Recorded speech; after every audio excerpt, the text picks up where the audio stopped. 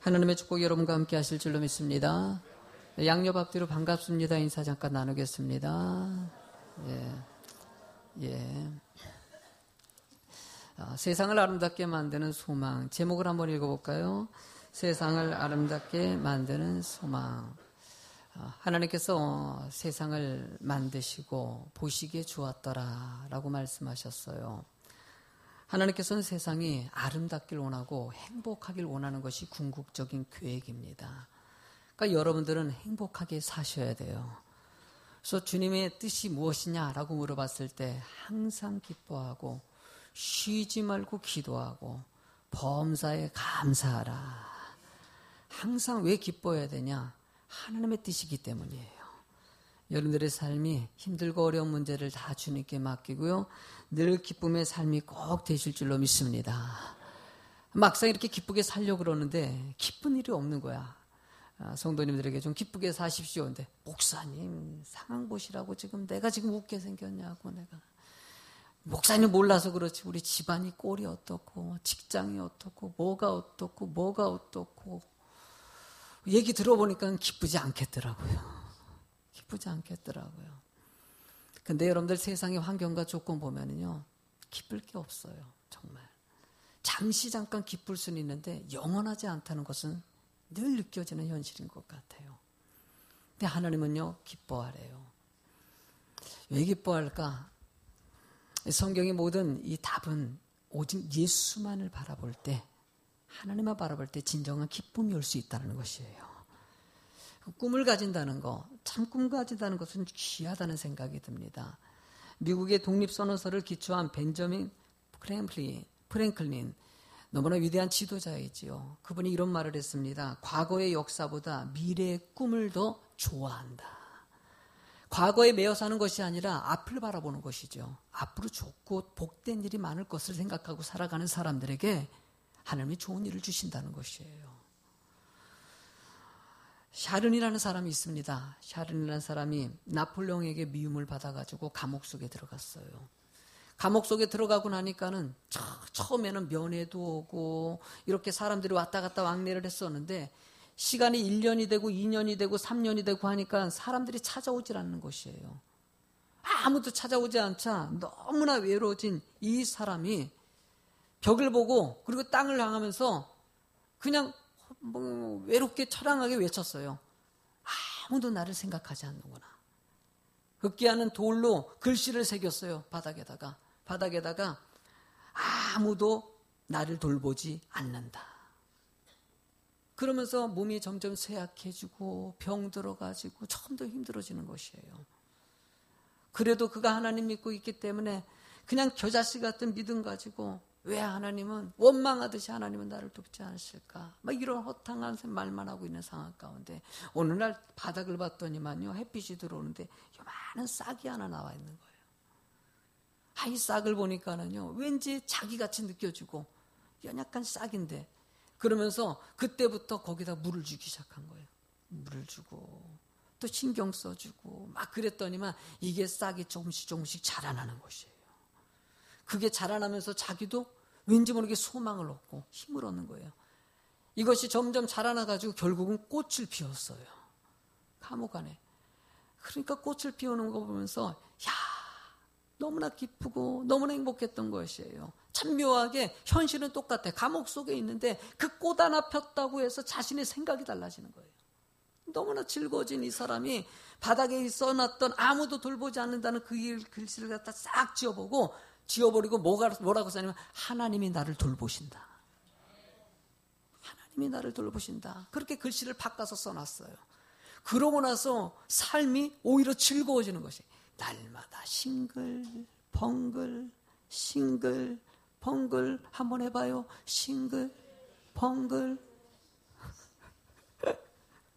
하라고 할 때 한번 해봐요. 재밌어요. 싱글벙글 이랬다는 거예요. 얼굴 표정 좋네. 이렇게 싱글벙글하게 살았던 거예요. 그래요. 현실은 감옥 속에 있고 변화된 거 하나도 없어요. 근데 꽃이 하나인 게 꽃이 2개가 됩니다. 꽃이 3개가 됩니다. 이러다 보니까 감옥 속에 소문이 난 거예요. 아니 감옥 안에서 꽃이 피었다고. 이게 감옥의 모든 사람에게 퍼진 것뿐만 아니라 바깥으로 소문이 퍼져가지고 어느 감옥 속에 보니까 꽃이 자라고 있는데 정말 꽃이 만발했다고. 이 얘기가 전하고 해가지고 여왕에게 들어갔어요. 여왕이 그 소식을 듣고 감옥 속에 꽃을 키우고 꽃을 사랑할 수 있는 사람이 어떻게 죄를 질 수 있냐. 그래서 풀려줬다고 합니다. 여러분들 참 마음이라는 게 중요한 것 같아요. 현실에 소망이 없는 것과 소망을 가진 것과의 차이가 크다는 것이에요. 하나님은 살아계십니다. 하나님은 우리와 함께 하십니다. 아무리 절망적이고 힘들고 고통 가운데 있는 여러분들의 모습이 있습니다. 그래도 주님은 여러분들에게 내가 너와 함께한다, 이렇게 말씀하셨다는 거예요. 오늘 본문의 이야기는 바울 사도가 로마서 강해를 하면서 너희들 소망을 절대 놓지 말아라, 우린 천국 바라보고 하나님 바라보고 살아가는 것이라고 얘기하면서 인내하고 기다리라고 얘기하는 것이에요. 소망이 도대체 무엇을 만들까? 첫 번째로는요, 소망은 고난을 이기게 하는 힘이 될 수 있다는 것이에요. 여러분들, 죄가 들어온 세상은요, 끊임없이 우리들은 문제에 허덕여 있습니다. 그래서 여러분들, 이 문제를 문제라고 바라보는 사람이 있는 반면에 문제를 문제라고 아니라고 생각하면 문제인 것이 하나도 없습니다. 여러분들의 인생은요, 이 문제를 뛰어넘는 은혜의 삶이 된 줄로 믿습니다. 그러나 그 모든 문제를 만날 때마다 도대체 어떻게 해야 될까? 어떻게 이겨낼 수 있을까? 여러분들 본문의 17절 말씀을 읽어보시겠습니까? 자녀이면 또한 상속자 곧 하나님의 상속자요 그리스도와 함께한 상속자이니 우리가 그와 함께 영광을 받게 하여 고난도 함께 받아야 할 것이니라 라고 얘기합니다. 상속자가 뭡니까? 하나님의 자녀를 얘기하는 것이에요. 하나님의 자녀들은 고난도 함께 받는다고 얘기하고 있어요. 목사님, 예수 믿으면요 늘 즐겁고 힘이 나야 되는데 왜 고난이 닥칩니까? 여러분들, 세상은 영적 전쟁이라고 얘기합니다. 여러분이 선하게 살고 착하게 살고 말씀대로 살기 위해서 끊임없이 애쓰는데 사단은 어떤 계획을 갖고 있습니까? 그렇게 사는 사람들을 방해하는 것이에요. 예수 믿고 처음에 교회 와가지고요 기쁘지 않은 사람들을 보지 못해요. 저도요 예수 믿고 교회 와가지고 얼마나 즐거운지 몰라요. 하나님이 나의 모든 죄를 다 용서해 주시고 주님의 자녀된 것을 생각할 적마다 감격이 막 그냥 넘쳐 흘러가지고 성령님이 내 안에 역사하시는 그 성령 체험하고 그냥 펄쩍펄쩍 뛰었어요. 세상에 바닥에 굴릴 정도였지 않습니까? 그러고 나서 교회를 위해서 이게 내가 뭘 이렇게 이 은혜를 어떻게 보답할까? 막 목사님에게 가가지고 나 교회에서 뭐 좀 하고 싶다고 했었던 모습이 내 모습이에요. 그렇게 성령 체험했는데 어느 순간에 교회에서 그 기쁨이 계속 갔으면 좋았는데 계속 갔을까? 안 갔을까? 나만 안 갔나? 나만 안 갔나? 안 되더라고요. 사람이 나를 긁어요. 막 그냥 식당에서 밥 먹으려는데 새치기를 하네. 하여튼 말로 막 하고 앞에서 조금 초신자지 않습니까? 그래서 열심히 일하려고 그러는데 혼자 잘난 체 한다고 막 이런 얘기도 들리고 뭐 이런저런 말 들어요. 그런 가정 가운데 교회 안 나가기도 하고 시험 들기도 하고 방황하는 시간이 좀 있었어요. 시간이 지나면서 하나님께서 은혜를 주셔가지고요 사람 보지 않고 누구 바라보면서 하나님 바라보면서 했더니 하나님이 그걸 이기게 하시고 사단은요 여러분들이 행복하길 바랄까요? 불행하길 바랄까요? 사단은요 불행하길 바라요. 그래 불행하게 만들려고 이 방법 저 방법을 다 쓰는 것이에요. 근데 믿음 안에 서 있는 사람들, 말씀 안에 서 있는 사람들은요 사단이 어떤 방법을 해도요 쓰러지지 않는 믿음이 있어요. 왜? 하나님을 바라보기 때문이에요. 그래서 믿는 자들에게 고난이 뒤따르는 것은요 사단의 장난들이 있다는 것이에요. 여러분들 인정하시기 바랍니다. 힘든 일이 있을 수 있구나. 그래도 믿음의 말씀이 중심이 된 사람은 그것을 이길 수 있는 힘을 주시는 것이죠. 그 힘 가지고 하나님 은혜 가운데 살아갔을 때 그 어려운 고난도 내게는 큰 유익이 될 수 있구나. 시편 119편 71절을 읽어보시겠습니까? 고난당하는 것이 내게 유익이라 이로 말미암아 내가 주의 율례들을 배우게 되었다. 고난당하는 것이 유익이에요. 목사님 어떻게 고난이 유익입니까? 근데 여러분들 저도 삶을 살아보고요. 신앙생활 해보니까 어려운 고난들이 유익이더라는 것이에요. 암 걸리고 여러 가지 물질적인 어려움이 오고 힘든 순간들이 있었어요. 사람 때문에 상처도 많이 받아봤었고요. 사기도 당해봤었고요. 여러분들에게 이 강단에서 담지 못할 상황들도 여러 가지 있었고요. 그런 상황이 있었는데 지나고 보니까는 그 상황을 이겨내고 보니까는 하나님이 나와 함께 하신다는 것을 더 깊이 있게 알게 하시고 또 그것이요 간증이 되게 하셔요. 그러니까 여러분들 제가 설교 때마다 이런 간증 저런 간증 할 때마다 어떤 성도님들은 아이고 목사님 어렸을 때 있었던 짜장면 얘기는 지금 20번 듣는다고 뭐 이런 얘기 많이 해요. 어렸을 때 가난했던 얘기들, 뭐 했던 얘기들, 암투병 했던 얘기들, 막 이런 얘기하면요, 여러분들이 뭐 얼마나 많이 들었겠습니까? 근데 왜 얘기하고 있을까요? 그 얘기를 하면서 하나님이 나를 사랑하신다는 것을, 나를 도우신다는 것을 갖다가 그때 깨달았기 때문에 그냥 똑같은 얘기인데도, 그래서 부흥성회라든지 다른 교회 가면, 집회 가면은요, 아주 그냥 자신감에, 그냥 거기가 모르잖아요, 아무도. 얼마나 자신감 있게 얘기하는지 몰라요. 여러분들, 고난이 있어서 그 고난을 이겨냈을 때 여러분들 믿음이 성장하는 게 됩니다. 믿음이 성장해요. 더 깊이 있게 주님을 만나게 하시고요. 이 본문의 말씀이 바로 고난 가운데서도 하나님은 더 깊이 있게 너를 사랑한다고, 더 깊이 있는 성숙함을 주신다고 약속하시는 거예요. 18절 말씀도 읽어보시겠습니까? 생각하건대 현재 고난은 장차 우리에게 나타날 영광과 또 다른 이유 한 가지가 있다면요. 하나님은요, 이 영광이라는 것은 도대체 뭘 이야기하겠습니까? 뭘까요, 여러분들? 나타날 영광은 뭘까였습니까? 천국의 소망을 얘기하는 것이에요. 하나님은 여러분들에게 지금 닥치는 고난이 있을 때고 힘들 순간이 있더라도 장차 여러분들은 천국의 영광 가운데 살아가는 믿음의 사람이 될 수 있다는 거예요. 그 땅을 바라봤을 때 이겨낼 수 있는 것이에요. 극복할 수 있는 것이에요. 최근에 군대에 있었던 애가 문자를 하나 보내왔더라고요. 옛날 같지 않게 요즘 군대 되게 편한데, 그죠? 안 그런가? 지금 아이들 뭐 힘들다고 얘기를 하고 뭐 그런 얘기 써놨더라고요. 뭐 그런 얘기 쓸 때 공감을 해줘야 돼요. 되게 중요한 것은. 그런 문자 왔을 때요, 거기다가 내가 했을 때는 말이야, 뭐. 그러면 대화가 끊어지는 그냥 그런 얘기를, 많이 힘들겠다. 어렵겠다. 어떡하지? 그런데 그때 그래도 이겨낼 수 있는 거 뭐냐면요, 한마디 해주면 조금 힘이 되는 말이 있어요. 야, 너 10개월 남았어. 10개월 남았어. 조금만 참아. 10개월 있으면 제대야. 그러면요, 아유, 그러네요? 10개월 남았네요? 목적 있는 거예요. 나중에 이제 제대할 날이 가까웠다는 거예요. 여러분들 힘들고 어려운 상황 가운데 살아갑니다. 그래도요, 하나님 우리를 사랑하시고 종국적으로 축복 줄 것을 바라보면요, 그 축복이 이기게 하는 것이에요. 축복이 견디게 만들고 힘을 얻게 만드는 거. 제가 우리 집에서 강아지를 키워요. 망고라고 하는데요. 이름이 먹는 망고가 아니라 강아지 이름이 망고예요. 망고를 키울 때 이유가, 저는 강아지 싫어합니다. 강아지를 집에서 키우는 자체가 이해가 안 가요. 어떻게 개랑 같이 잡니까? 이해가 가요? 개랑 같이 밥을 먹어요. 이해가 안 가요. 이건 상식적으로 이상해 보여요.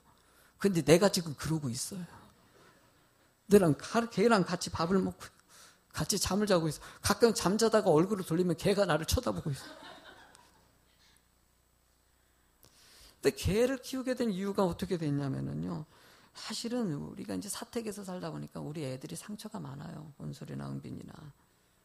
근데 얘네들을 설득할 수 있는 방식 한 가지가 있어요. 원하는 거 해주겠다. 나중에 사택 나가면. 얘네들이 늘 개 사달라 그랬어요. 강아지. 그는 내가 늘 달래요. 강아지 사줄 테니까 버텨라. 좀 이겨내라. 그것이 걔들에게는 희망이 된 것 같아요. 그러다가 하나님 은혜로 또 사택이 나가게 됐어요. 진짜로요. 나가게 되니까 얘네들이 뭐라 그러겠습니까?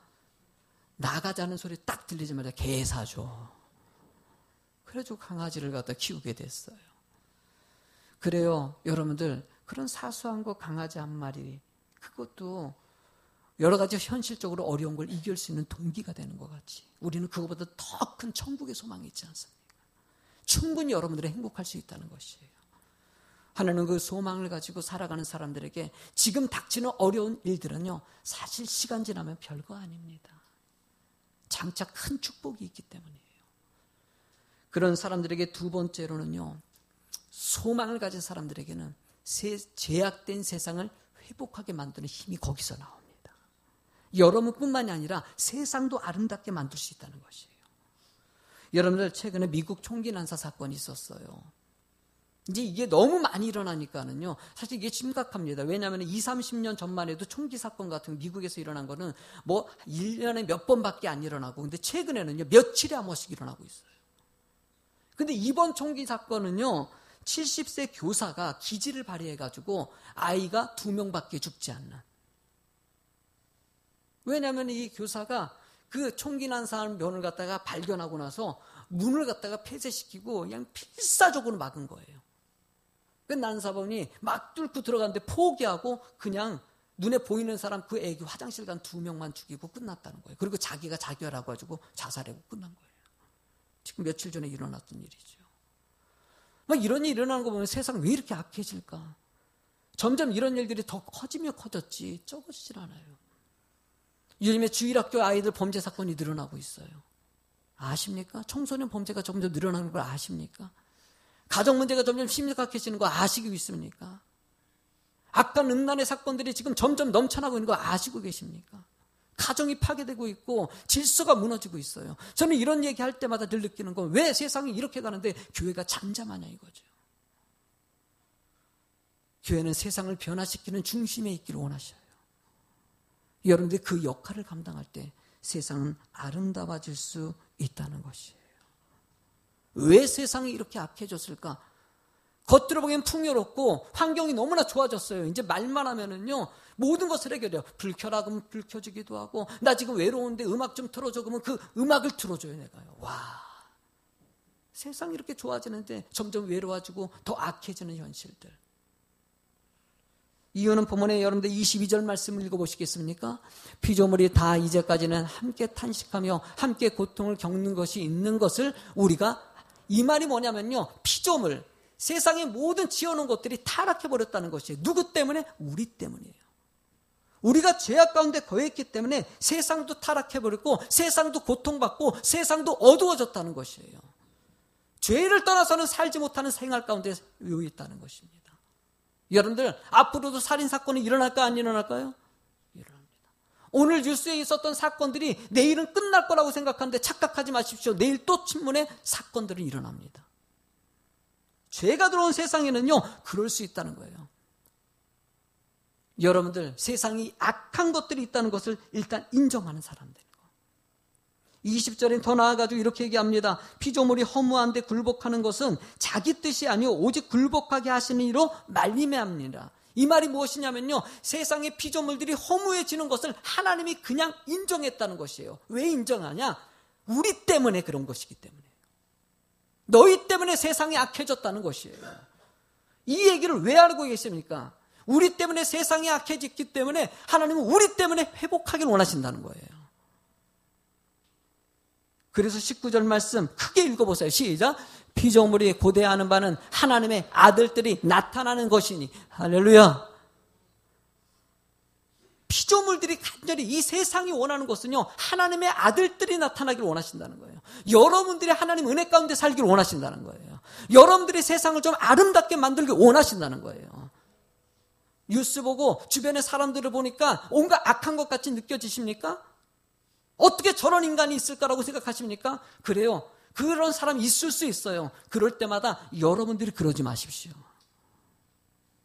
여러분들이 하나님 은혜 가운데 바로 서는 자가 되길 원하시는 것이에요. 아니, 목사님, 내 한 사람이 발목을 바로 서가지고 세상이 뭐가 변해? 여러분 착각하지 마십시오. 그 한 사람이 시작돼서 또 한 사람이고 또 한 사람 또 한 사람.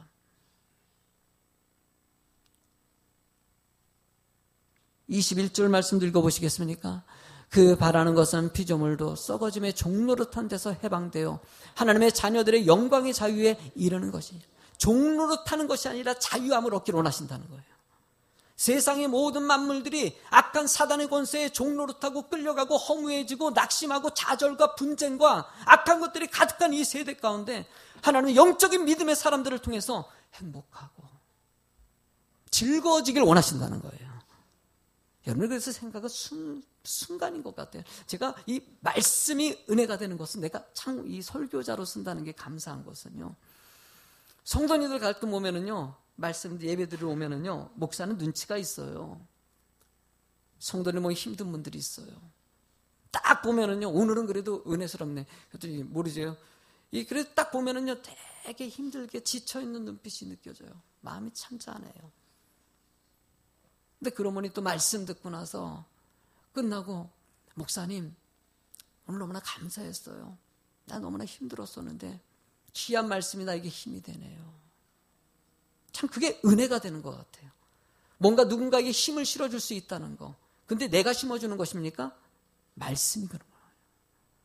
말씀이 여러분들에게 힘이 되고요, 은혜가 되는 것이에요.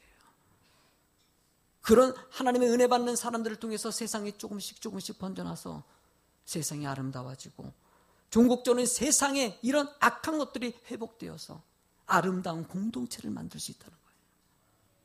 저는 주의 교회가 이런 아름답고 복된 공동체가 되길 소망합니다. 좀 멋지게 한번 만들어 보자는 거예요. 세상을 변화시키는 교회 멋지지 않습니까? 가정을 회복시키는 교회 멋지지 않습니까? 나를 변화시키는 교회 멋지지 않습니까? 하나님은 여러분들이요, 행복하기를 원하십니다. 더 이상 세상에 악한 것에 눌려 사는 것이 아니라 거기서 자유함을 얻고 늘 오늘도 싱글, 내일도 번글하면서 소망을 이루는 자가 되길 원하시는 것이죠. 그런 사람들에게 우리 세 번째 제목을 크게 한번 읽어보시겠습니다. 소망은 기다림을 기쁨을. 할렐루야. 그래요. 현실로 봤을 때는 이루어지는 것이 없이 보여요. 날마다 고통이 있는 것 같아요. 아니에요. 기다리시기 바랍니다. 하나님께 은혜 받은 사람들은요, 기다릴 때 하나님이 채워주시고 열어주십니다. 금요 기도회 때 요셉의 이야기가 드디어 끝났습니다. 33주 동안 말씀을 전했어요. 요셉 이야기. 요셉 이야기를 시작할 때 창세기 37장 5절에 요셉은 이런 말씀이 들어있습니다. 요셉이 꿈을 꾸고 자기 형들에게 말하며 그들이 그를 더욱 미워하였더라.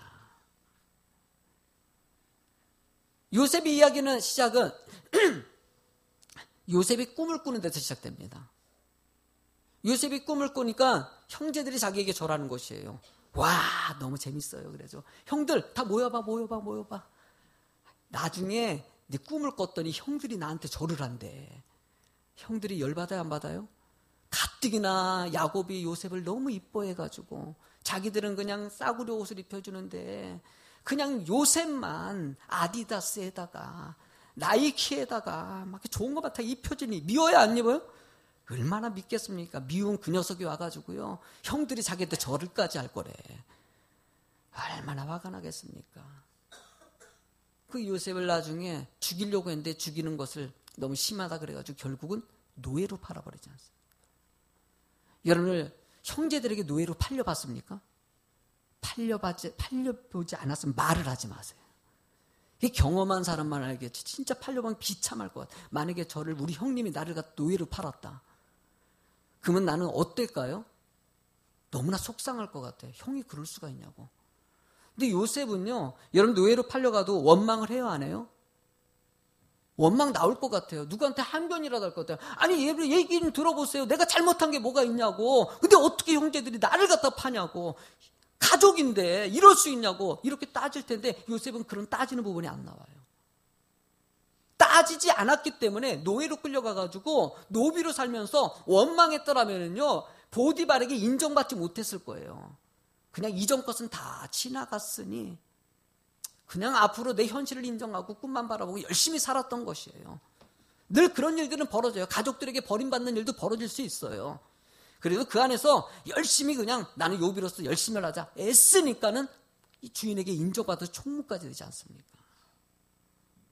그런데 또 보디발 아내가 그냥 그 미혹해가지고요, 모함해가지고요, 응? 그래가지고 결국은요, 말도 안 되는 모략 때문에 감옥 속에 들어가지 않습니까? 감옥 속에 들어가는 이 처참한, 여러분들 당시의 노비가 만약에 주인의 아내를 범하는 일이 벌어지면요, 그 즉시 죽여버려요. 근데 죽여요, 안 죽여요? 안 죽고 감옥에 넣었다는 것은요, 보디발이 요셉을 그만큼 믿었다는 것이에요.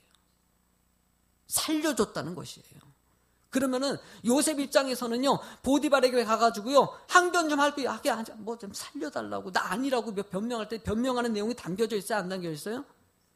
변명을 안 해요. 그냥 침묵하고 조용히 갑니다.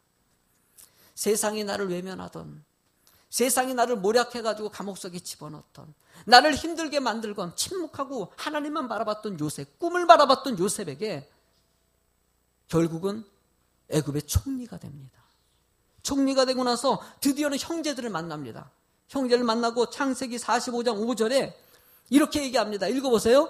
당신들이 나를 이곳에 팔았다고 해서 근심하지 마소서, 한탄하지 마소서. 하나님이 생명을 구원하시려고 나를 당신들보다 먼저 보내셨다. 당신들이 먼저 보낸 거, 하나님이 나를 보내셨다는 것이에요. 그 꿈을 이루기 위해서 묵묵히 바라보고 침묵했던 요셉에게 하나님의 영적인 계획이 이루어지지 않습니까? 하나님은 여러분들도요, 원망 나올 거예요. 속상할 거예요. 막 이리저리 하면서 내가 왜 이런 일을 당해야 되냐? 나는 왜 이런 상황에 있냐? 여러분들 이런 생각 들 거예요. 여러분 걱정하지 마십시오. 주님이 함께 하십니다. 주님이 그 마음을 아셔요. 다른 사람 몰라도요, 여러분들이 중심을 헤아리면서 너는 내 아들이야. 유한한 세상에 머물지 말고 영원한 천국 바라봐라. 다 죄인이기 때문에 내가 믿었던 사람도 나를 배신할 수 있고 나를 힘들게 만들 수 있는 것이 이 세상이다. 그를 욕할 필요 없다. 정죄할 필요 없다. 그냥 그는 70번씩 7번 용서하라 그랬으니까 그냥 용서하고 하나님 은혜 가운데 주님 바라보고 살아가라는 것이에요. 소망을 가지고 살아가라는 것이에요. 23절에 이렇게 얘기합니다. 읽어보겠습니다. 그뿐 아니라 또한 우리 곧 성령의 처음 익은 열매를 받은 우리까지도 속으로 탄식하여 양자될 것 곧 우리 몸의 속량을, 여러분들 성령의 처음 익은 열매가 무엇입니까? 예수님을 말씀하시는 거예요. 예수님의 은혜 받은 우리들은 탄식이 있어요. 힘든 일이 있어요. 그래도요, 양자될 것을 생각하면서 하나님의 축복된 자녀로서 그 축복을 기다리면서 살아가는 것이 우리들의 삶이라는 거예요. 우리는 천국 바라보고 살아가는 것이에요. 하나님의 은혜 바라보고 살아가는 것이에요. 그럴 때 모든 것을 이길 수 있는 힘이 거기서 오는 것이에요. 그래서 낙심과 좌절이 하며 포기가 다 사라지고 그래도 일어나서 그래도 주님 바라보고 승리하게 돼 있죠. 24절 이어서 읽어보시겠습니까? 우리가 소망으로 구원을 얻었음에 보이는 소망이 소망이 아니니 보는 것을 누가, 이게 뭘 뜻합니까? 보이지 않는 것을 바라보라는 것이에요. 뭘? 천국 바라보고 하나님 바라보라는 것이에요. 보이는 건 여러분들의 주변에 보이는 게 얼마나 많습니까? 사람 보이죠, 물질 보이죠, 명예 보이죠, 건강 보이죠. 이 모든 것들은 이슬같이 사라질 것이에요. 여러분들이 끝까지 그것을 지켜주지 않는다는 것이에요. 내가 사랑했던 남편이 여러분들 지켜줄 것 같습니까? 끝으로는 헤어져요, 안 헤어져요? 내가 사랑하는 아내 계속 옆에 있어줄 것 같습니까? 종국적으로 끝날 순간이 와요. 그렇게 애지중지 아끼는 물질 끝이 와요, 안 와요? 아니, 싸들고 천국 갈 수 있을 것 같아요. 명예 계속 갑니까? 참 명예는요, 너무나 표면적으로 느껴져요. 대통령 되려고 그렇게 애를 쓰는데 대통령 되면요, 우리나라에서 제일 많이 욕을 먹는데 그 욕 먹는 일을 왜 이렇게 하려고 그러는지 모르겠죠. 누군가는 해야 되겠고. 그래요. 세상에 여러분들이 추구하는 것들은요, 어느 순간에 이슬같이 사라져요. 노무현 대통령도 박정희 대통령 전체 오랫동안 대통령직 하면서 했던 사람도 지금 문재인 대통령 참 열심히 잘하시고 있다고 하는데 그분도 어차피 시간 지나면 그 명예도 다 사라질 거예요. 여러분, 하나님 뭘 바라보기를 원하십니까? 세상에 사라질 걸 바라보는 것이 아니라 하나님과의 관계가 회복되기를 원하시는 거예요. 그래서 여러분들이 이겨낼 수 있는 것이에요. 그래서 여러분들이 모든 것을 할 수 있는 것이에요. 히브리서 11장 1절에 보면요. 믿음은 바라는 것들의 실상이요. 보이지 않는 것들의 증거라고 얘기했어요. 보이지 않지만 하나님은 믿음으로 살아가는 자가 되길 원하시고 오늘도 그 안에서 행복한 자가 되길 원하시는 거예요. 세상은 충분히 아름다워질 수 있습니다. 내가 소망을 가지고 살아갔을 때 여러분들도 행복해지는 것이고 여러분을 같이 있는 주변 사람도 행복해지는 것이에요. 25절 말씀 읽어보시겠습니까? 만일 우리가 보지 못하는 것을 바라면 참음으로 기다리시기 바랍니다. 하나님은 여러분들이 축복을 주십니다. 걱정하지 마세요. 염려하지 마세요. 두려워하지 마세요. 잠시 잠깐 차분하게 내려놓고 이 말씀을 생각하시면서 주님을 바라보고요. 나는 없는 것 같이 느껴져요. 아무도 주변에 없는 것 같이 느껴져요. 아니에요. 하나님은 여러분과 함께 하셔요. 나도요, 목사이지만요, 외로움이 올 때가 있어요.